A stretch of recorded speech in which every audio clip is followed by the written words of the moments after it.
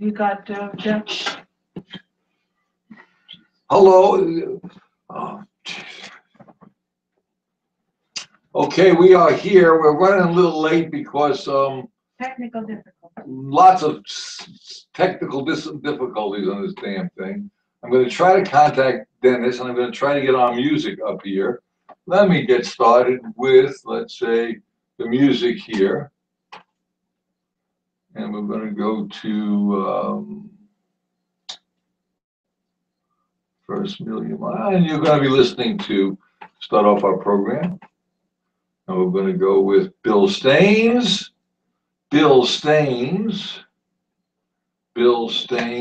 the Bridges program. And here we go with Bill Staines. I'm going to try to get a hold of Dennis.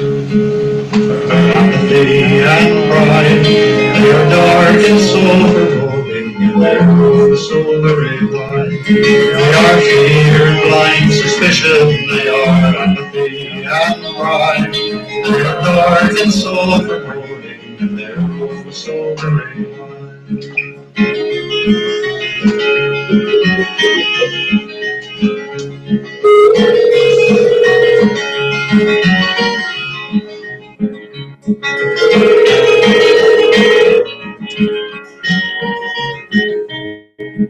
Here. Okay, we're running. I don't know what I did. I got it working. Stand by. We'll be back in a few minutes. Another can run us right. Oh, if someone should ask us where we're about today, we will tell them to build it. You can move over a little bit to your right, my dear. Oh, if someone That way, I mean your left. That way. A little more. Okay, we got a late start today. Bridges and Mrs. Bridges, and our internet went down, so we're using our phone now. So I must give Verizon a plug because they did a great job on my phone, which is ridiculous, but that's what we did. And I'm going to try to go back here and get ready for our next song so I can do this carefully. We have Dennis Carius with us. Hello, Dennis. Hey, hi, Jeff. Good to be with you. And Susan's Coleman. Hello. But I don't think that the earphone is working yet. Well, the earphones aren't working because I don't have them plugged in yet. So we got to get the earphones plugged in. Because I want to hear Dennis over my earphone here. You're Are you there, Dennis? Okay, then you should be able to get Dennis through your earphones. Yeah, I hear him now. And the mics are on. Can you hear me clearly, Dennis? Dennis, can you hear me very well? I can hear you, yes. Okay, great. Okay, now I'm going to try to check this whole thing out. Wait a second, I got to be able to find something else. And it's called, let's see. So how are you this morning, Dennis, on the front stoop, on the Sunday front stoop? Oh, it's great to be with you. You've got a beautiful stoop there. I can see you sitting on it right now. Yeah, it's a stoop that's on the verge of going into fall here where we live. We're at the very end of summer, so you probably have the same vantage point that we have because you're in the same state that we are in. Not mentally, but physically, as far as states in the United States.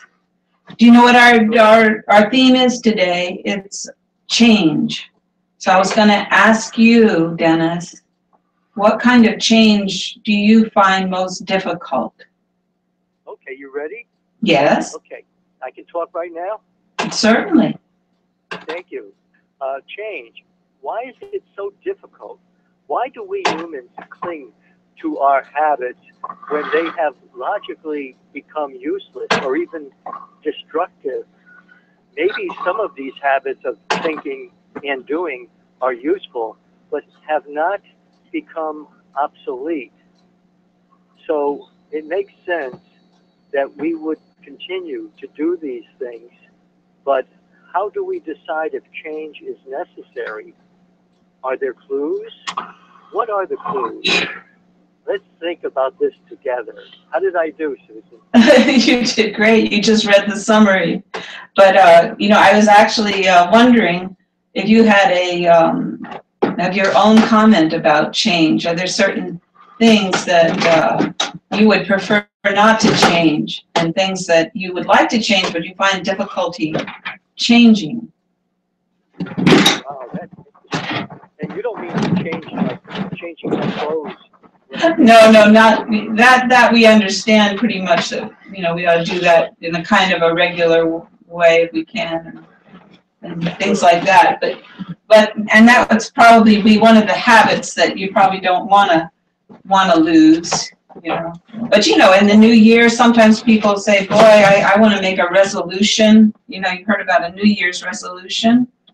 Yeah. And it's something that you've had a hard time with, for a long time. And you're saying, okay, I'm going to do it this year. This is a new year and I'm really going to do it. I'm going to change. And what would it be for you, Dennis? Well, my best word for change is reform. Imagine if you had a government that became dysfunctional. Wouldn't you want to reform your dysfunctional government? So that's a big project that you're saying there, that you want as an individual. I'm thinking about you as an individual, what you would have the power to change. But you're saying you want to change a dysfunctional government. Can you do that by yourself? Wow, that's interesting. I would have to ask my friend Barack if he could. I would say no, nobody could do that by themselves, because even if you were the president, you're not a dictator. So how do you want to change? So how would you want to change that, Dennis? A dysfunctional government. Well, that's interesting. Right. Let's just say that let's say the president and the House of Representatives and the Senate, don't want to change. They want things to go the way they're going. Right now. Why do they want them to go the way they're going? Well, I hate to say this, but did you ever hear the word greed? G-R-E-E-D. Hold. Did you ever hear the word love? L-O-V-E. Oh, I love that word. Yeah. Okay, if you love the word love and you don't like the word greed, what's the difference? How do you measure greed and how do you measure love? Well, that's a good question. I mean, greed, I think, is very easy to measure, whether you're getting thousands of dollars or millions or... Okay, then I'm going to ask, how much is a dollar worth, Dennis? Tell me how much a dollar is worth. Well, that I think is easy, and I understand... It's not easy. No, you keep on saying the word easy. It's not easy to get rid of a dysfunctional government, and it's not easy to describe greed or love because they're emotions. And you can't tell me how much you love your cat or your wife or your dog or your life. You can just say, I love them, and that's an emotion. You can tell me that I'm greedy because I have more than the next person. But that's not telling me, you can't say that, because someone has no food now, they have no food at all, and you have lots of food, does that make you greedy? Or if you're a very hungry child, and you want to have food, you grab the food, you're hungry. But if you're not hungry anymore, you're not going to grab the food. So the greed is strictly an emotion. Well, it's motivated by something immediate. Right. So let's get back here to dysfunctional government. What is creating a dysfunctional government? And you said the word greed, and I'm telling you that it's not. I don't think it's greed. I think, because I don't want to make an assertion, I think it's the way our economic system runs that makes you want to have more and more money because it has no value for humanity. And that's why we have a dysfunctional government, because we have a dysfunctional economy. And the economy is dysfunctional because it has no basis on reality of of what a human being's not wants are, but what their needs are. So you're presenting a concept that you would like to see change in the economic system. Right. Okay, Now, but- now, hold on, I don't want to change. but we don't want to leave our premise No, too but far behind. but I don't want to see a change in this. I want to see an addition to this. And if we change from where we are, which is a dysfunctional government or a dysfunctional economic system, like I've heard Bernie Sanders this morning talking about what he needs to do about the way things are working, that we still have a prejudicial society. And, but so the word. What did he mean by that? What was he saying? He was trying to say he's stating a fact that he was in North Carolina. He's saying we still have a human beings. Like racism? We have racism. Racism's alive and well, and we just play at platitudes. He'd like to change that, but now he's not looking at the basic reason why we have prejudice. It's upbringing, and it's upbringing based on the economic system. On class. On class system, like those people aren't smart. Those people are lazy. Those Catholics are stupid. And those Jews are wealthy. These are all basic premises based on pretty much the economic system, based on years and years and years of building our prejudice. So what you're wanting, so I'm going to get back to Dennis's change. Dennis's change says, now you're saying you want a functional government rather than a dysfunctional government. That's what you would like to change, right? Right.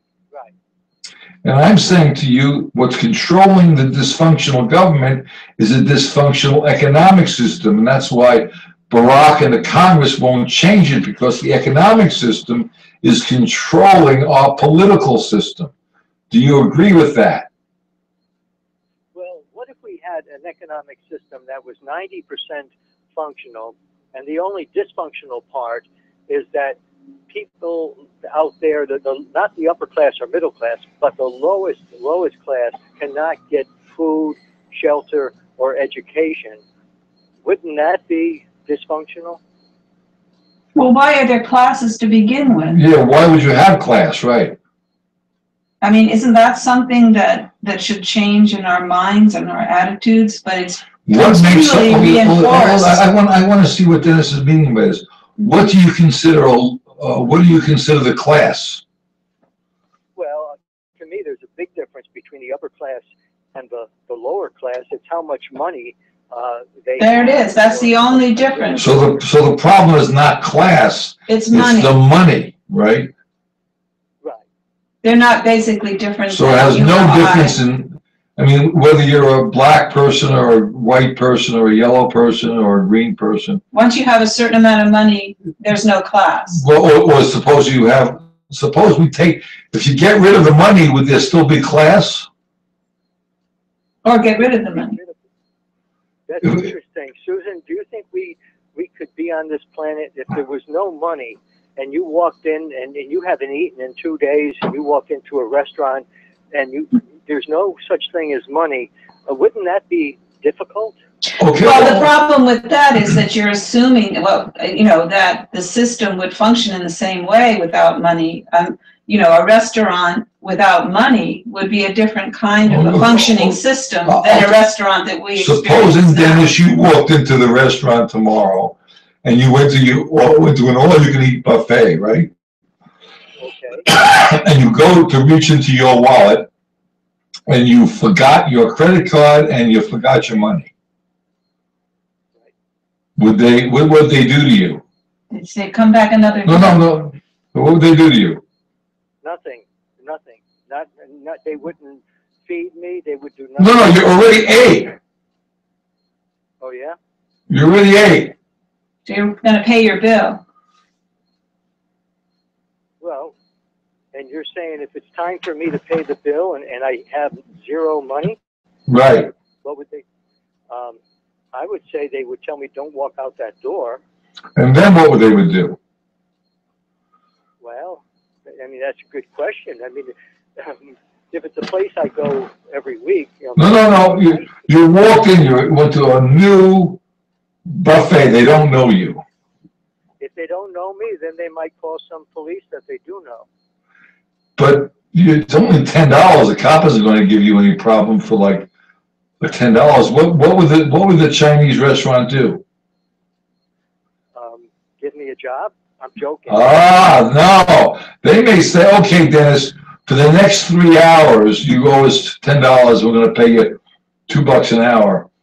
For the next 5 hours, you got to go ahead and wait and clean tables and bust dishes. You have no money now. There's no more money. So you would be using your labor and your mind. They would show you what to do, and you'd sweep the floor, or you'd carry groceries up the stairs and help drop in the kitchen. You would do that. You'd have to do that, right? Well, I would do that, but I can't say for sure that they would allow me to do this. Well, they want to get some value out of you. All the money is a form of value, right? Well, I understand. Let me ask you, Jeff, what if I come in the next day and I was so happy that those 2 or 3 hours of work gave me such a great meal that I do the exact same thing all over again? Well, they may say to you, okay, we like the way you do it, so therefore we're going to hire you. From now on, don't bother paying. We don't want your money. We want you to help us with the restaurant. And then they want to grow food, so somebody else comes in that restaurant and they say, listen, I've got a whole bunch of vegetables. I'll donate them for a meal. And someone else says, I know how to make the food. So for a meal, I will make the food. So you have a restaurant that no longer deals with money. They're dealing with human beings putting into their life labor and time and intellect. That would be fine, wouldn't it? There'd be no more class distinction, because Dennis knows how to carry the food up the stairs. Someone else knows how to grow the food. Someone else. We don't need the money. We need people working together to accomplish something good. So you don't really need money, do you? Well, that's a good question. I mean, if this happened to one person, I understand exactly what you're saying. But if 30 people did this in one day, maybe they just don't have enough work for those 30 people. But then the 30 people would each contribute something that they do. Like somebody may make a painting and put it up there, and somebody may play music, and somebody may, everyone would do something of their value, and then they bring in something else they do for what they do for a living to help them. And if it's stuff that's beneficial to humanity, that would be your get-together place for dinner that day. And everybody would only work maybe those 3 hours. Everyone works 3 hours okay, let me take you out of the restaurant now. Suppose I invite you up and your wife and some more friends up, and we're going to come over to our house or our boat or the park, and we say, everybody bring a dish. Now, do you need money to do that? It's like a potluck. A potluck, right? No, I don't need money. So that's a form of a restaurant. We're having an all-you-can-eat buffet, and everybody brings something along with them for sharing, right? Okay. And we don't need money for that, do we? So that's a different kind of restaurant. Right, but it's without money. That's the point I'm trying to bring out. It's a restaurant without money. It just looks differently than what we're used to, and it functions differently. Does that make sense? Well, it definitely makes sense. If one person does this, if you go in there and you don't have money after you're done eating, it makes sense. But I'm just saying. Let's take the money. Let's take the money. Let's take the money. The reason why we're taking the money out of the equation is you brought up class distinction, and I said if there was no money in the world, there would be no class problem. Everybody would do what they do as an individual human being. Would anybody care about that kind of thing if they were going to that restaurant where everyone brings a contribution? That would be the question. Yeah. Good question, Susan. I think the only person who would really care is the person who owns that restaurant. But there's no one owning. If we're going to go to a potluck, there's nobody owning anything. We all share. Let's suppose we're going to close all the restaurants now, right? And we're going to just have public-owned potlucks. No more restaurants, no more money. We all grow food, we all do what we can to make dishes for the rest, you know, for the... And part of the human contribution would be organizing something like this. Right, so somebody would organize it. Well, there would be a group of people from each particular area. You would send out on your email, we're gonna have a potluck, let's say, at the Colony Center. Right. Or there would be a constant spot, you know, that's central in each area. But you wouldn't have, the point I'm making is, would you be higher class than the person who's making the soup for that restaurant? Simply because you're sending out the emails or something to get people together. I mean, would there be any real class distinction in a situation like that? Well, that's why I mentioned the person who owns that. But nobody would own anything. Nobody owns it. People are just making it happen, making it function. Well, there's no ownership because that implies money. There's no ownership. Nobody's going to get profit from it. They're only going to get their needs from it, which is food in this case. You got to get your mind away from the fact that there's class, and the reason what makes the class is the money. So if you get rid of the money, you have no problem with class. Everybody's the same, man. Good. So what is it about money that makes us organize our social interactions in these classist ways? What is it about the money that demands this of people? Because I mean, I'm just asking that question. Well, if I could just give one answer, that word greed, G-R-E-E-D. But if there's millionaires who want, can we establish the fact that greed is an emotion and you can't measure it, so therefore it's like love? Just accept the fact that the word greed is nothing more than an emotion, and you can't figure that out. And if you get rid of the money problem, you get rid of the class problem, you get rid of the greed problem. Money is creating the emotion that you call greed. You get rid of the money and you get rid of the greed. You get rid of the money, you get rid of the class. You get rid of the money and you have a functional government, and you have a functional economic system that's economical, that does the best for all of humanity. In other words, if I tell you to bring a dish and there's going to be 20 people, you're not going to make 20 different pieces of pies. You're going to make one pie or two pies the most economical way you can to feed 20 people. You're not going to make one pie and wrap it so you can sell it to make more profit. You're going to make the best possible pie you can, the most efficient possible way, which is economical, which then becomes very functional. And if someone else has a better idea with a bigger pan, you may just make one pie. Or a more efficient way to make the pie. Or a more efficient way to make the pie. Or more nutritious or whatever. Right, so what I'm saying to you is you got to get away from the thinking process of greed. You got to get away from the thinking process of money and class. Those are three huge changes that you're asking of humanity at this point in history. No, all I'm asking is one change. The change is to add to the economic system a human renewable energy measurement, thehrem.org. And if you can add that measurement, just like we've added gravity, you've made a sea change in the way we do business. And therefore, the word greed, Dennis, will disappear. The word class will disappear. And that would be a great change, wouldn't it? Yes, I think so. Didn't they try to do that over in Europe?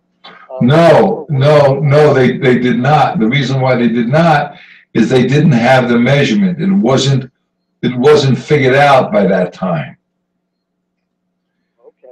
You see what I mean? No one figured out that measurement until recently, well, we had the possibility of computers computing all the things that people need. Their real needs are, the basic needs are. Right. They measured it. They measured it in energy units. Now, there was two people that I know of, and there's probably more, but the only ones I've found so far was some general figured out a way of measuring soldiers' energy units. Energy levels, so that their average energy, so that when you send a troop to a certain place, you can expect this amount of activity or this amount of And impact. that was about 50, 60 years ago. Right, but that was for military purposes. A lot of things are figured out for military Right, and purposes. then the reason for that, military might controls the economic system. Right, That's why. And then Buckminster Fuller says we have to use kilowatt hours for people. But he puts it into a penny, which was wrong because he didn't have the measurement to know that just the energy unit alone would work. And now we have the well, you don't ability. want to monetize the energy. Right, we can't monetize it because you get back to chasing your tail again, In like the economic class, system. and what you. Who can afford the most energy, you know? Right, so a penny would, if you break it back down to the economic system again, you're back chasing your tail, just like the word greed, or just like the word dysfunctional government rather than dysfunctional economic system. And if you listen to the Pope, and this is Sunday on the Front Stoop, by the way, this is you're listening to, and it's Paul Bridges Programming, and we're here with Dennis Carrier, Susan Comont, and myself, Jeff Bella. I'm sorry we had a late start. It wasn't that late. You But did good. I was trying to get all this. We're working off the cell phone from Verizon Wireless with this great technology, the same way we'd do it on our boat.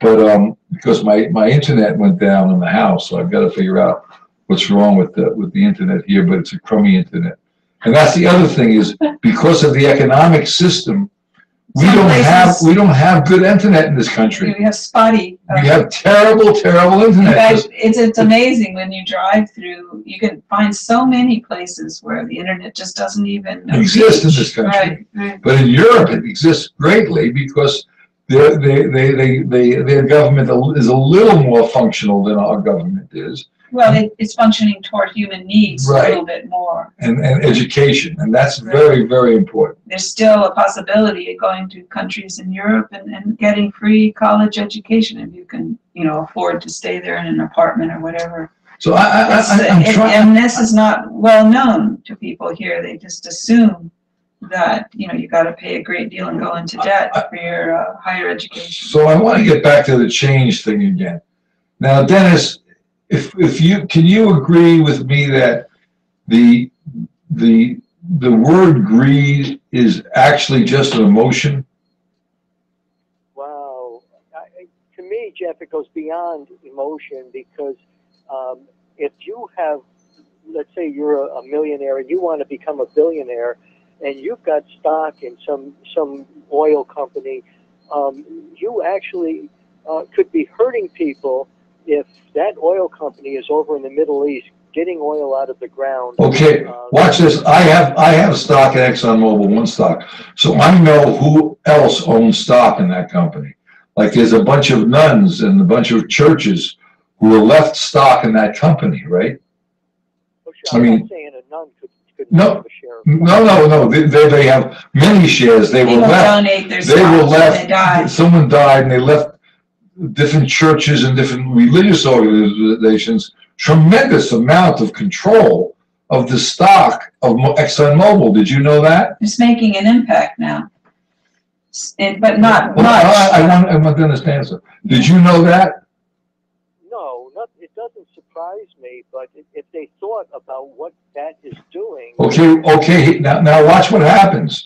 So the nuns say, who control a good portion of the stock, or the religious, the people who, let's say, are not, who are good thinkers and they want to help humanity, they say, we need to do something to stop killing people around the world. And then they bring up for a vote what we have to do. But the other stockholders just want to make a profit. So therefore, they're overwritten by the people who want to take the money, not make as much money. Now, There hasn't been a change over there, but there's starting to be other influences. now let me ask you a question, Dennis. You are going to die, and I'm going to die.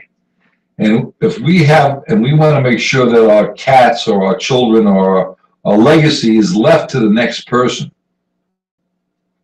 I know people who have kids, but they love animals more, so they're going to leave all their money to the Humane Society to help animals. Or to one cat. Or to one cat. And there are people who live it to certain animals or certain societies. or parrot. And the reason why people want to make more is a lot of the times not greedy, but they feel that if they have more, then it perpetuates their family or their life. So they have to keep on making more. Well, they feel safer. It makes them feel less, they're insecure. The more money they have, the more they feel, they subconsciously feel secure. However, I know very wealthy people who won't even help their partners out because they're afraid they're trying to steal their money or take advantage of them because they have so much money. Now, that isn't greed. That is a sickness of the economic system. Because if you knew that all things would be taken care of within the realm of basic needs met, people wouldn't have that fear. So fear is... Well, it's that their lives are dependent on the money, right. Like I just spoke to someone this morning, and he said the stock market's going to drop, and I said this guy may have $10 million. His mood goes up and down with the stock market. Now I said, supposing I had $10 million in the stock market, and it dropped 90%. He said, wow, what a hit that would take. I said, yeah, but I still have enough money to do all my needs plus most of my wants. So what the difference would it make if it dropped? If I had 10 million, it dropped down to 1 million. But the person who's living on basic nothing, and even he would have the same problem he had whether the stock market went up or down, or if he had, let's say, only $100 a week to live on, and he dropped it down to $10, 90% of that, he wouldn't be able to get his basic needs met. He'd starve to death. He wouldn't get enough calories. So, but the person with 9 million would have no problem at all. Still get his basic needs. So now, where does the greed come in here? The greed comes in, according to you, if somebody has $1 billion, they want 10 billion. But if that's irrelevant, the relevancy is what a person needs, not how much they want. Your want, Dennis, and I must say this, is going to be as much as the greedy guys want. My want is as much as the greedy guys want. I want a better connection for my computer, and I can't get that. And now somebody who can't afford the basic computer need would be very happy with the connection I have now because they could do their stuff online. I have people coming to my house and want to use my computer all the time because they can't afford a computer connection. So who is more greedy? I am, or the person who can't even afford the computer connection? Susan can tell us the answer. No, you got to. You're the one who talks about greed. To me, greed is there's a limit to how much people want. If it means that they want to get that oil from the Middle East and bring it over here, sell that for gas at a low price, to me, it's greedy if you're taking a democratically elected leader out of a country like Iran, replacing him with the Shah of Iran. That, to me, is greedy. No, that to me is that's the way our economic system runs today. But greed is an emotion. Now, let me ask you another question.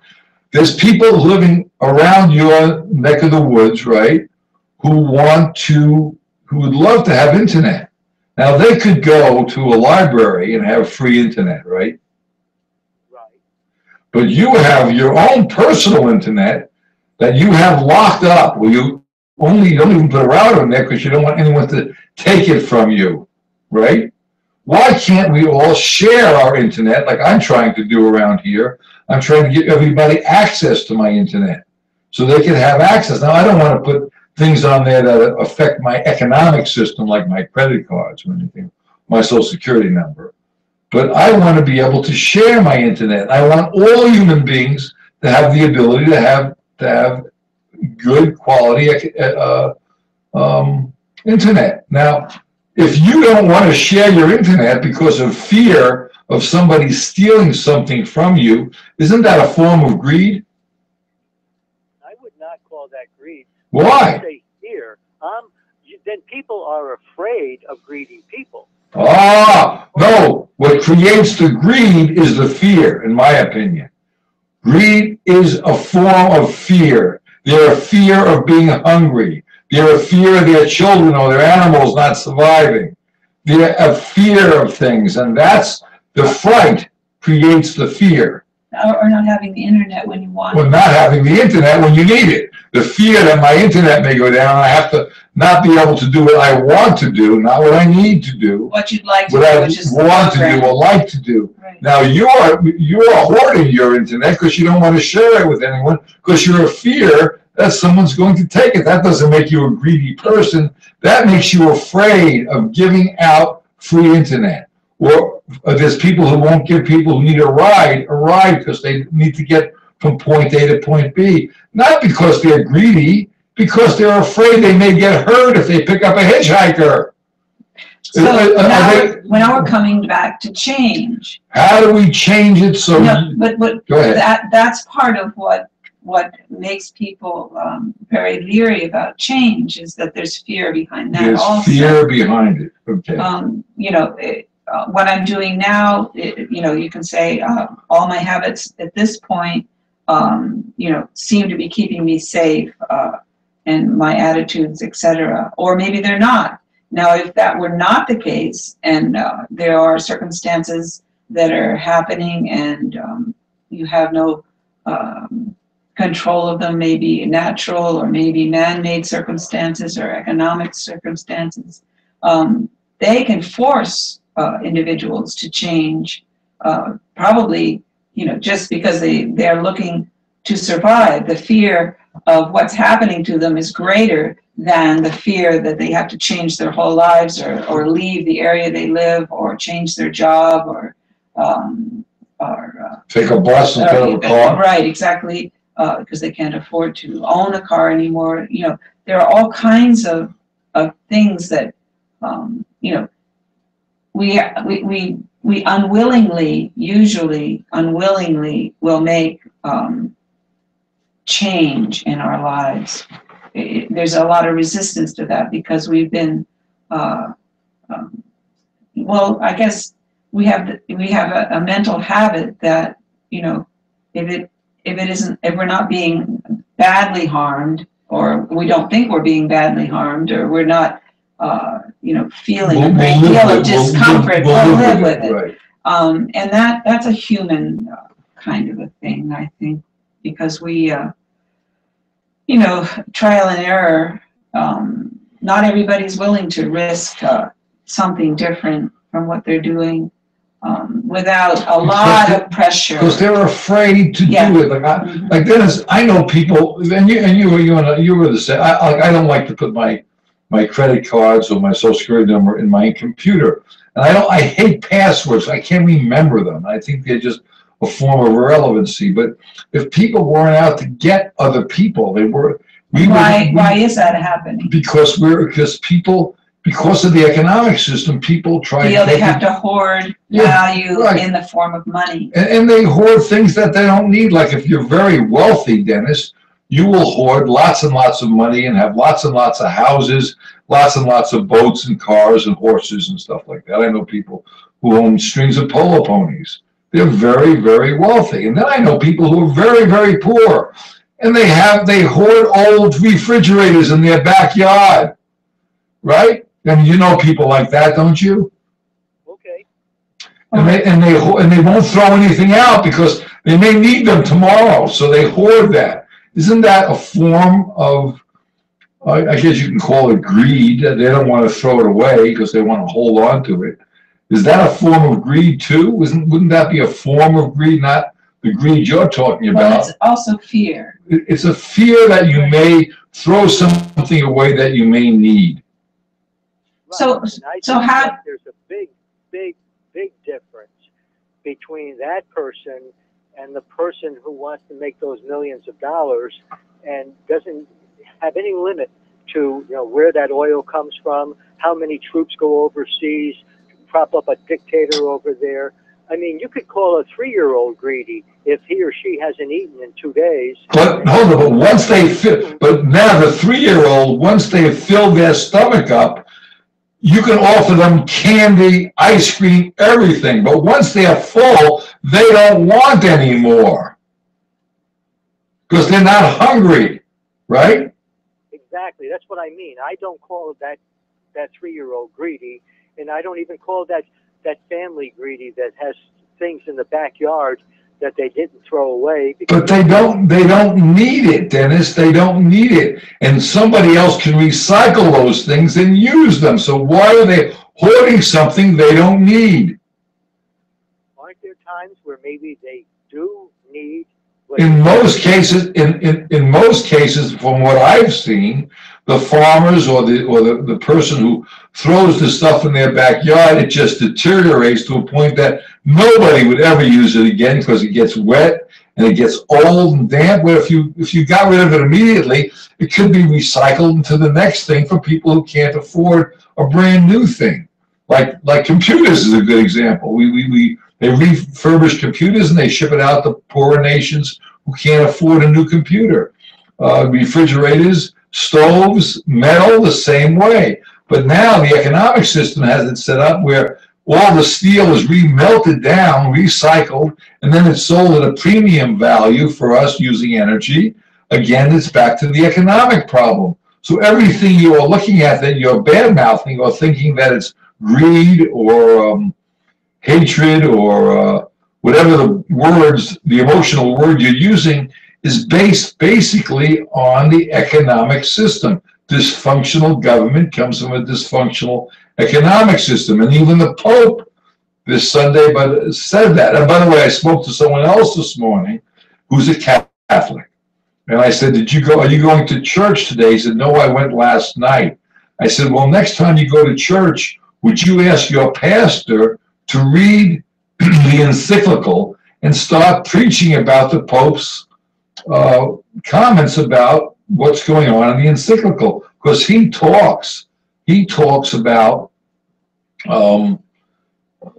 greed. He talks about dysfunctional economies. He says that right in the encyclical. And he even talks about things are not working now. So what you're saying, Dennis, is things are not working now, but the blame is a simple word called greed, and you can't fix an emotion. You can only fix a problem if you have a start point. And that's where the HREM comes in. And if you want to help with that, you can do programming. Try to figure it out and do your own. Everybody should do their own programming on it. There's no head to this snake. Listen to the it's not a snake. This thing. There's no beginning or end. It's part of life, and that's why it's so important. That's why it's so easy when I hear you say the word. That's easy. It's GREED. It's not that easy because GREED has no measure. Well, another thing that we hear often is that people will say, "Well, humans are born evil." That's another way of saying, well, we can't change anything. We can't change anything because humans are evil. And I don't accept that. But okay, well, that is very common. Let me ask Dennis about that, because if humans are born evil and a 1 or a 2 or 3-year-old grabs food because they're hungry, but they stop grabbing it after they're not hungry anymore, do you really believe all humanity is born evil? So therefore, but a lot of religious people, because they think humanity is born evil, that's their way of dismissing the fact that we can do something about this. Yeah, you got to go to the next world, or just. When we die and we're in the throes of. In fact, when they see just these what I would call clues that that we need to make change. Like the wars, the economic terrorism, the poverty that's all around the world, dislocation of populations. When you see these clues, they look at them and say, well, that's just because people are born evil, and they kind of have a smug attitude about that, hey, it just confirms in their minds everything that that they And have in their belief system. in my next life, They're when we're raptured up, everything will be better. But that's a cop-out, in my opinion. I think that there are certain things, and I'm not being religious today. It's Sunday, of course, and it's Sunday on the longest front stoop in the world, by the way. Anybody can get involved with this. Every Sunday we do a show, at least an hour, and we're going to try to do spontaneous shows once we get better at this. But we've been having this economic system for thousands of years now. Right. And that is another, that it indicates to me that the change that's necessary in the economic system is incredibly difficult for people to get their heads around.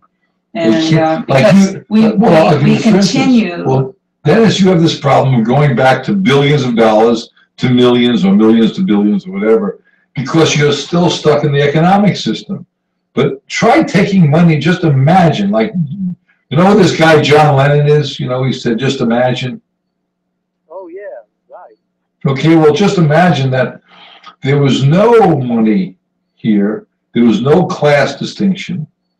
There was even no religion, like different religions, all one humanity. There would not be class. You'd walk into a place that serves food because everybody's donating an hour or two of their time because they enjoy making food. You bring in some of your food that you grew in your garden, or you did some television, radio work, and you were a doctor and someone gave you some eggs and some chickens and whatever, and you brought the food into the restaurant. Someone who liked to cook prepared the food, and we all sat down, we talked, and we enjoyed one another. Someone played music, someone painted a painting, someone went ahead and they built a car, a boat that you can go for a ride in, and we all shared things. You don't need money to share. You need human beings to come together.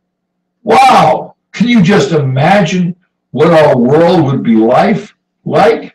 It would be just like the Bible said, heaven on earth, not people killing one another, not putting in a dictator to take out the oil or the natural resources, or pitting one religion against the next so they can get the cobalt out and killing the Tutsis amongst the Utsis or whatever they call it in Africa, and just the natural resources when they blame other people.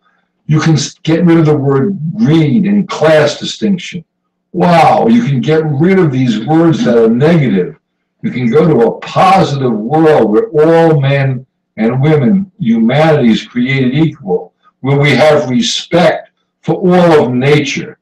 When someone says, a tree doesn't do any good, it just sits there and grows. No, a tree is a very valuable piece of thing that doesn't look like it's doing anything.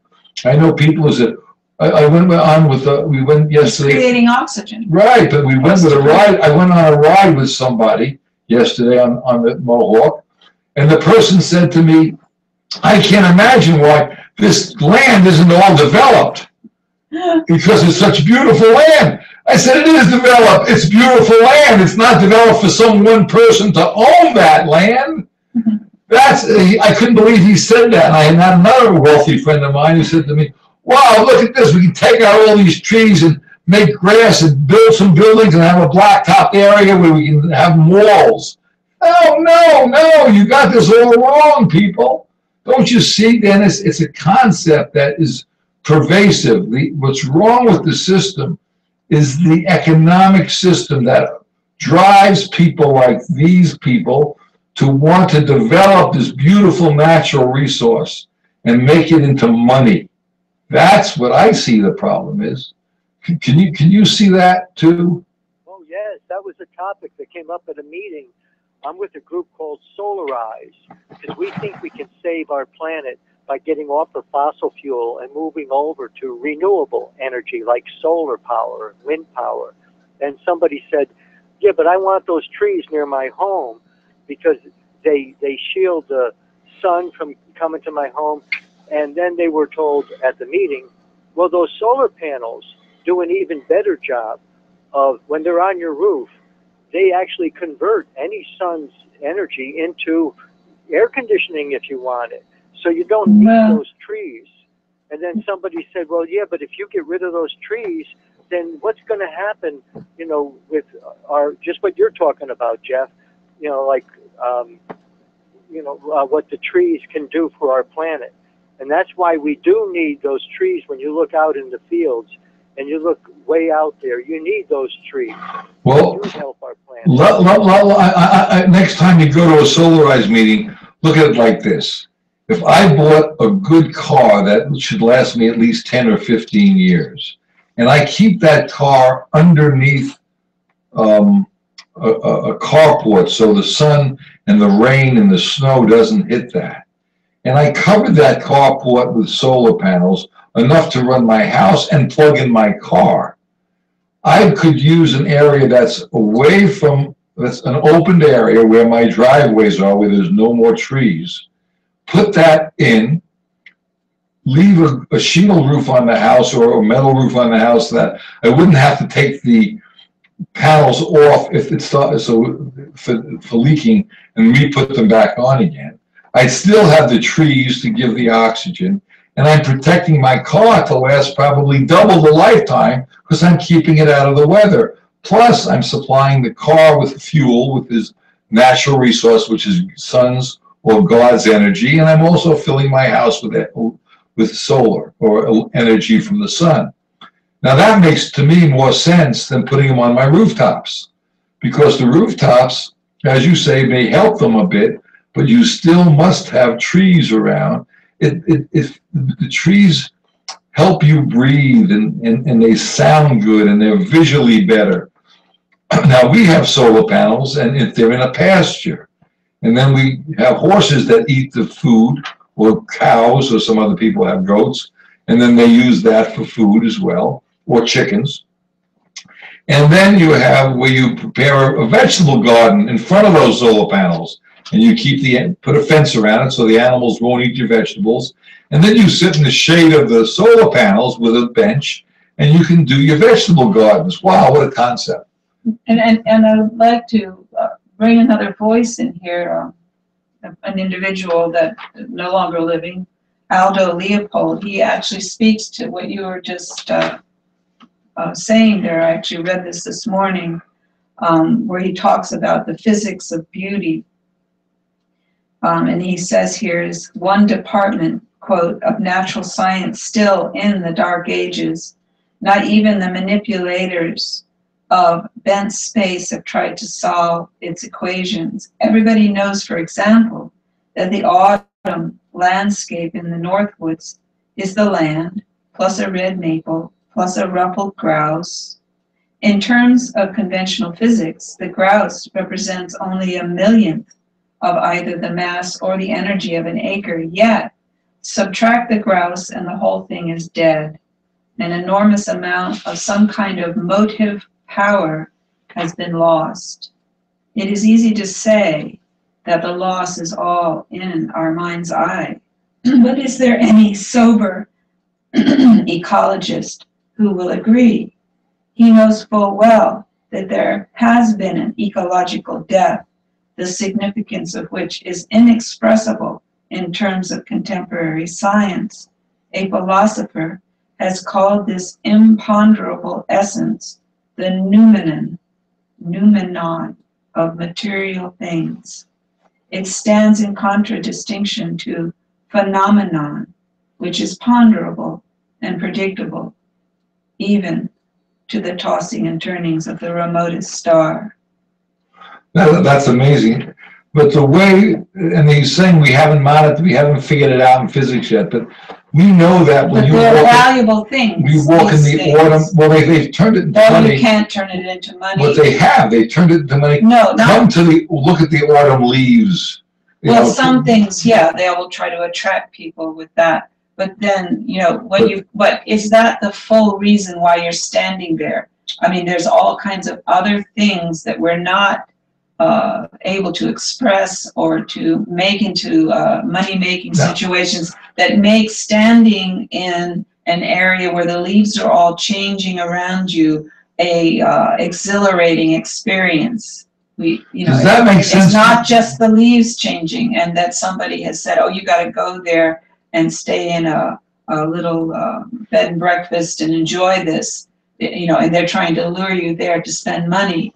But when you actually, as an individual, come into a silent forest or in the morning, and you watch the sun come up, and you get the sense of the colors changing around you and the change of the seasons. I mean, how many thousands and millions of sensations is that bringing in to you as an individual, so that you're having this incredible experience? And these are not all of them, I'd say, the tiniest percentage of them are monetized at this point. But because we emphasize that tiny percent in our economics, we are excluding all those millions of other sensations and losing them arbitrarily because we don't protect them. The species are dying out. The areas are being plowed under or paved over. These experiences that are not monetized are not treasured. A very good experience of this is we used to sail our boat, and we found what they call anchorages, where people, for no money, they drop an anchor down and they stay living on their boat, and they row into shore. And they're interesting people. They're writers and artists and people who don't have money, and they live on their boat. There's no taxes to pay on the boat. And it's a harder life because you just don't get in your car and drive somewhere. You have to walk everywhere and row your boat, bring the food back and cook it somehow and deal with the elements of nature. And it's very colorful people and colorful boats, and it's normally in a beautiful anchorage. It's very nice, and they have an old marina there that you can pull into that just making it. And it's a beautiful spot.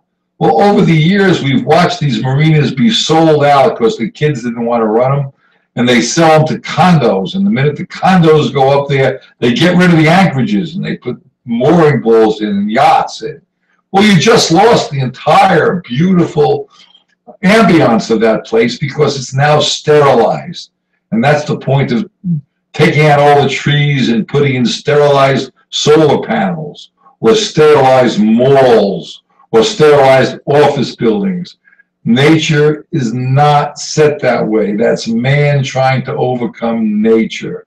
And that's the problem. We need a natural law trumps all of man's law. All of man's law. When I say man's law, the rule of law is man's law. Nature's law cannot be trumped. If we try to trump nature's law, we will lose. Does that make sense? Row your boat.